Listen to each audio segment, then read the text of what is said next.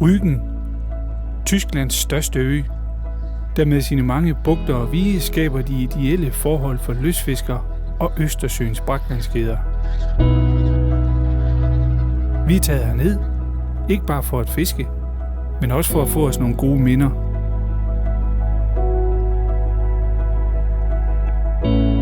Her vil vi forsøge at fange geden, en rovfisk, der har ry for både at være aggressiv og lunefuld. Om det lykkes os? Ja, det vil tiden vise.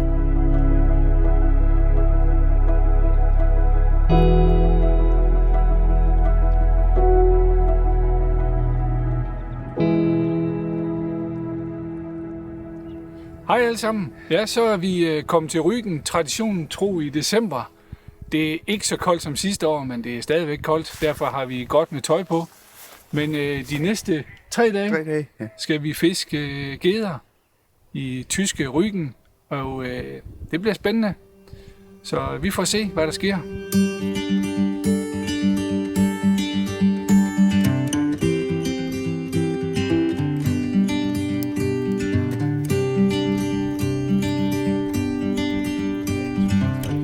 Ja, men så er vi på vej ned til et af vores favoritspots. Her kan vi godt lide at fiske, fordi her har der er masser af pladser, der er masser af variationer i bunden.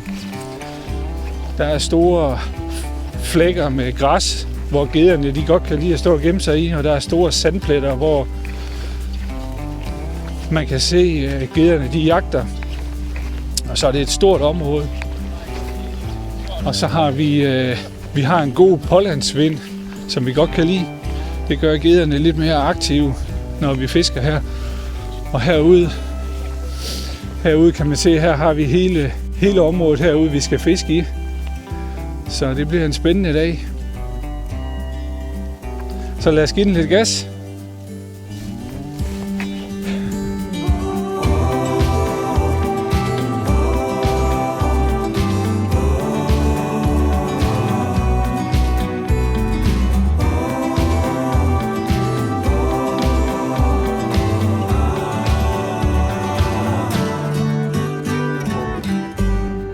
Når vi fisker her, så kan man se de der lidt klare steder derude, hvor der kun er sand. Dem fisker jeg gerne udenom, og så koncentrerer mig om her, hvor der er meget mørkt og masser af græs, hvor de står inde i. Det var lige her i de her områder, vi fangede en del geder sidste år, vi var her. Så vi håber også, de er her i år. Imens Gert fisker videre, har jeg i mellemtiden fanget min første gede. Nu er vi i gang.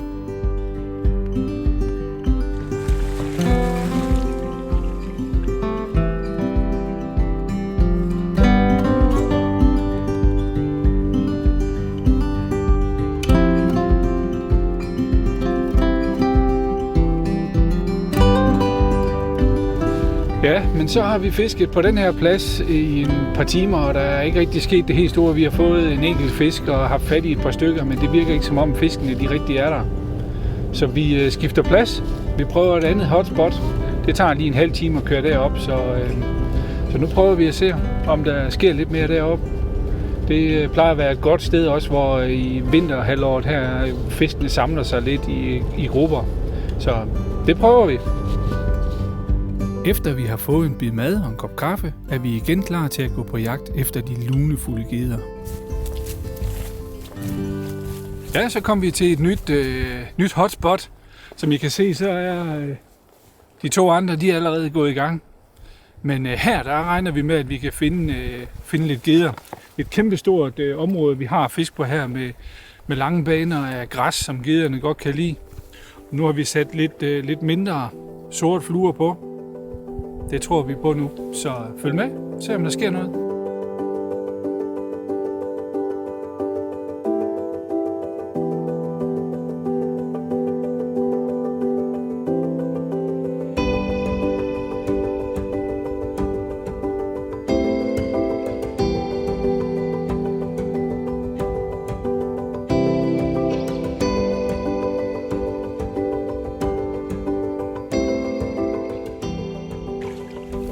Fyr.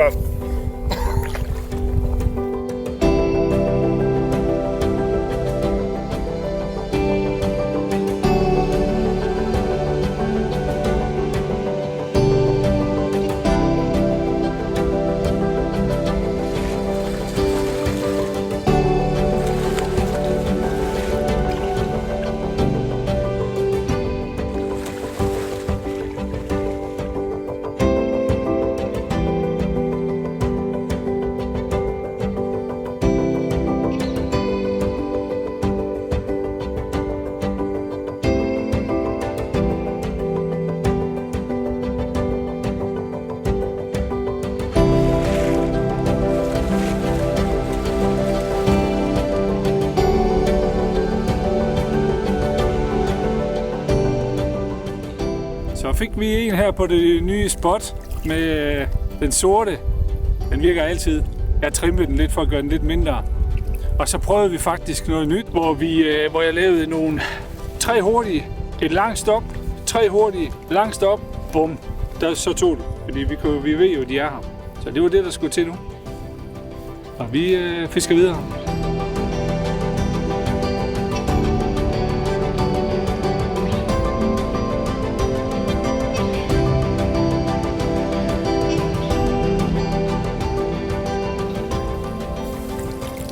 Hvad så? Hvad sker der? Vi skal derud igen til. Jo, jeg tænker, vi går ind, og så går vi op. Ja, opvejning op. Ja. Nej, altså vi går ind på et lavere vand, så går op og ud. Ja, I må gerne gå op på vejen. Så går vi ind. På civil.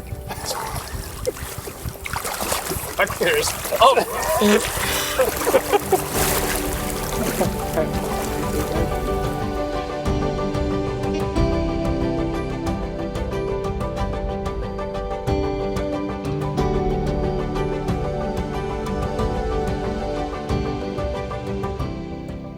Til trods for, at vi ikke fik den helt store fangst her på første dagen, så er vi alligevel optimistiske for dagen i morgen. Det er vigtigt ikke at give op, selvom det ikke altid går, som man håber.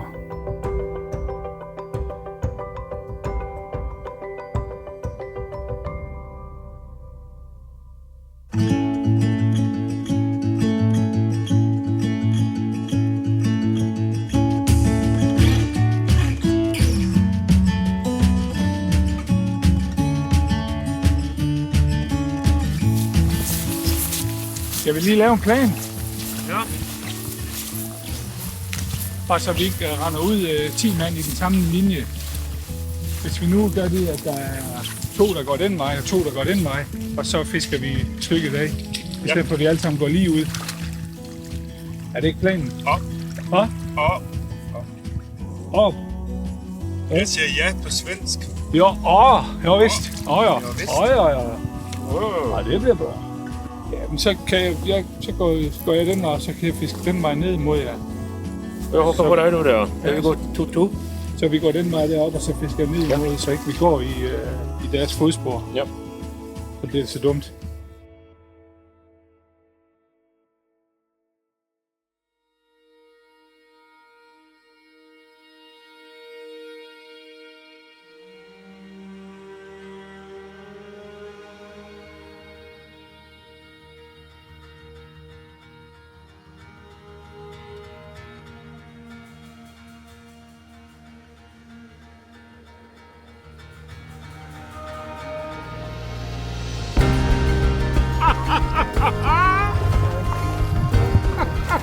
Hvor er det godt. Det var helt ude i kastet igen.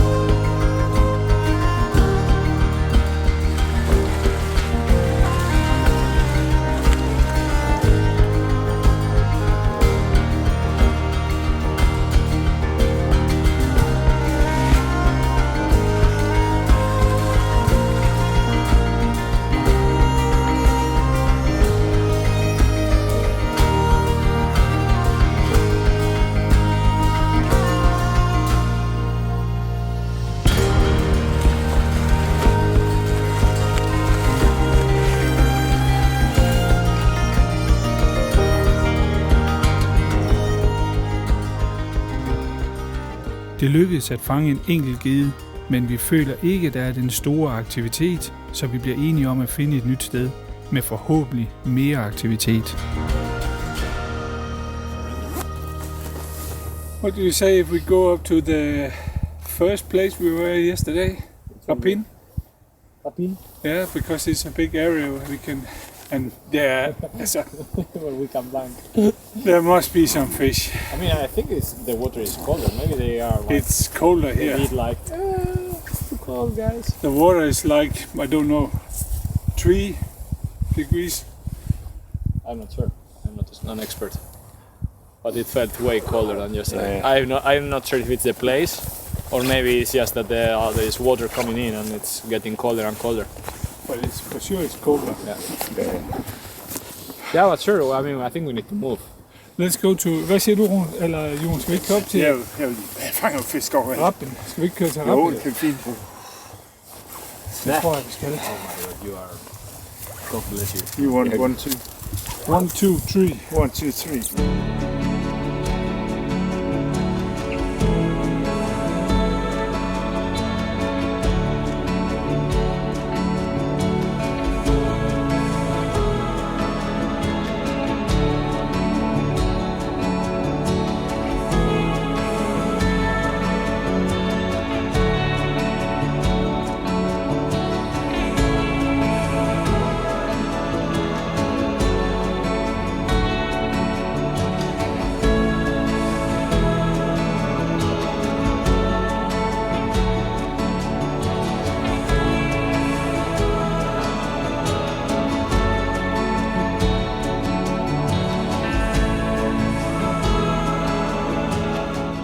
Så er vi kommet til et helt nyt sted. Vi har aldrig fisket her før. Når vi fisker gedder, og når det er så koldt som det er, så handler det om at opsøge fiskene. Vi skal finde fiskene, vi skal skifte plads hele tiden. Hvis ikke der er sket noget inden for en time eller 2, videre til næste plads og lede efter fiskene. Det er vigtigt, når vi fisker, specielt her i december måned. Så vi prøver et nyt spot.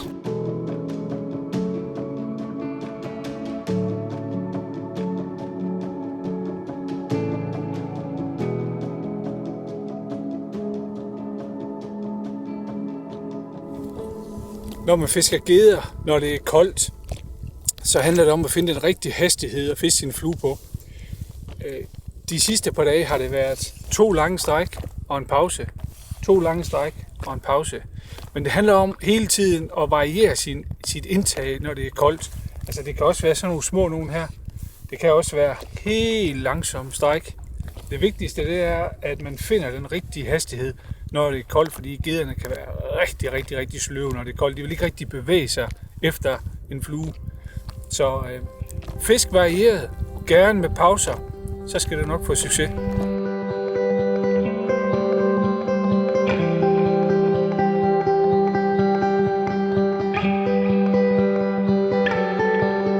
Ja, man kan være nok så klog på geddefiskeri, men det lykkedes os altså ikke at fange mere i dag, så vi vender snuden hjem af og satser på bedre held i morgen.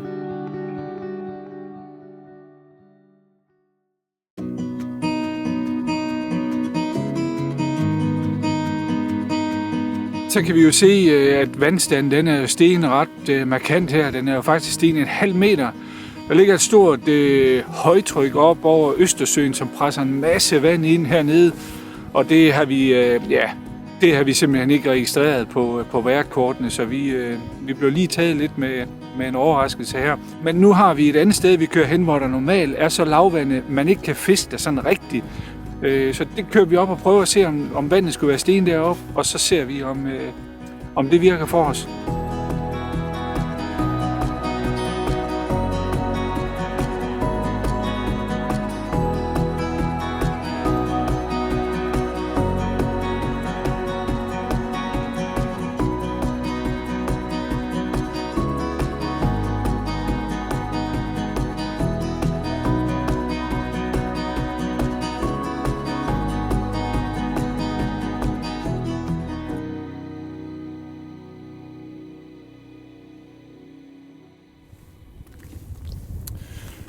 Så er vi kommet ud på den nye plads nu.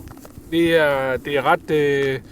er ret meget vind her, så vi fisker med ryggen imod vinden for at komme lidt fri af fluerne, så ikke vi kommer i problemer. Men her kan man se, her har vi faktisk et kæmpe stort plateau, hvor det plejer at være rigtig lavvande.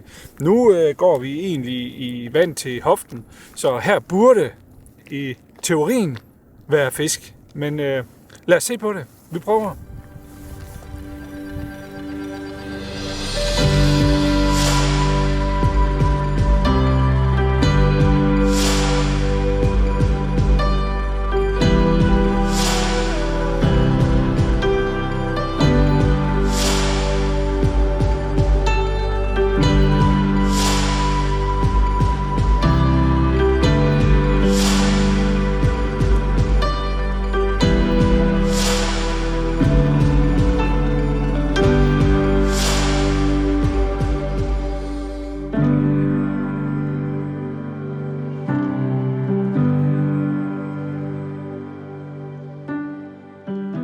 Ja, så er vi kommet tilbage til huset. De pladser, vi har været på, det har ikke været alt for godt. Vandstanden er 70 over normalen, så det er praktisk talt umuligt lige nu at fiske. Så det vi gør nu, det er, at vi går ind og får lidt at spise, og så sætter vi os og binder nogle fluer til næste tur, eller et par timer i morgen formiddag, når vi kører hjemover. Vi får se, men ellers så tak fordi I fulgte lidt med her, og vi ses på næste fisketur.